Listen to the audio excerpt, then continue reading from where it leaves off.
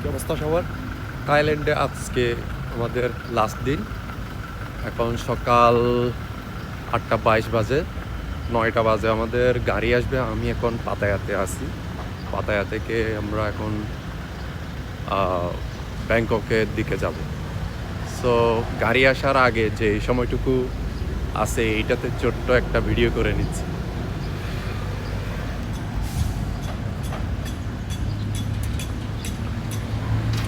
So এটা হচ্ছে আমার এই হোটেলের সামনে।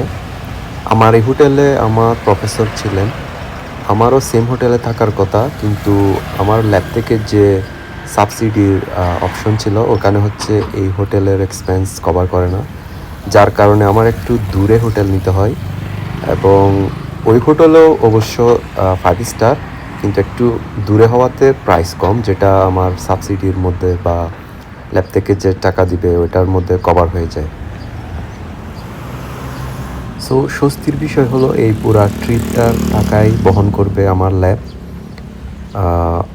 ইনক্লুডিং পাবলিকেশন ফি, কনফারেন্স ফি, সব কিছু মিলায় থাকা, সব কিছু একদম।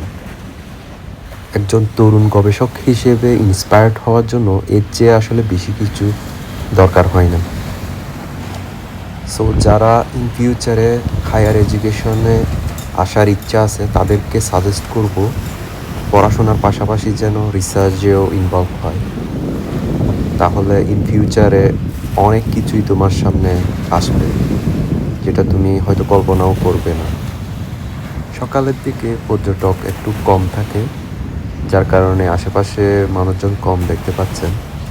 এটা বেলা বাড়ার সাথে সাথে বাড়তে থাকবে, বিশেষ করে সূর্য উঠলে তখন সূর্য দেখা গেলে তখন বেশি থাকে পর্যটক। সাধারণত ওই টাইমগুলোতে গোসল করতে মজা। আর আজকের ওয়েদারটা একটু মেঘলা। সো পাতায়া থেকে ব্যাংককে যাওয়ার সময় হয়ে গেছে। এখন বাজে 8:26। আমরা 9টায় গাড়ি আসবে আমাদের জন্য।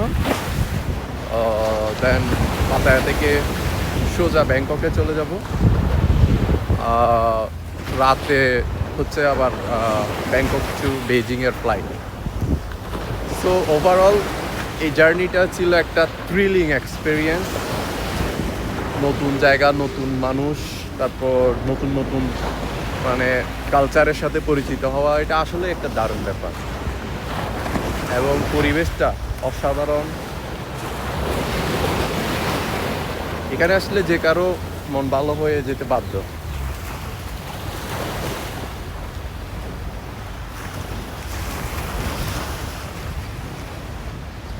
এবং দেখতে পাচ্ছেন সাগরের পানি কিন্তু নীলচে টাইপ একটু।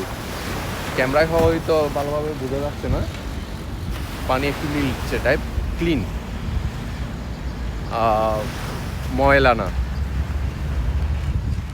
এখানে এসে একটা জিনিস খুব অবাক হইলাম।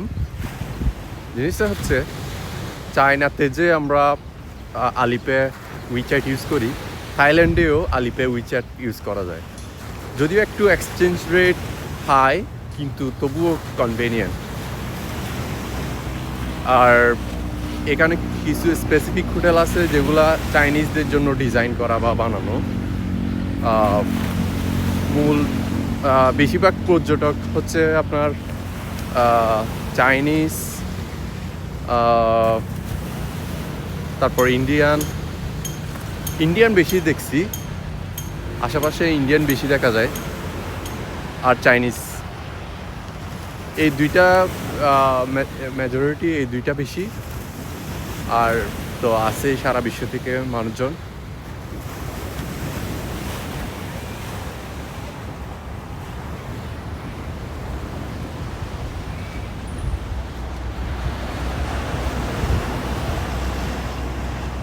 তো ভালো থাকবেন সবাই, দেখা হবে অন্য কোনো ভিডিওতে।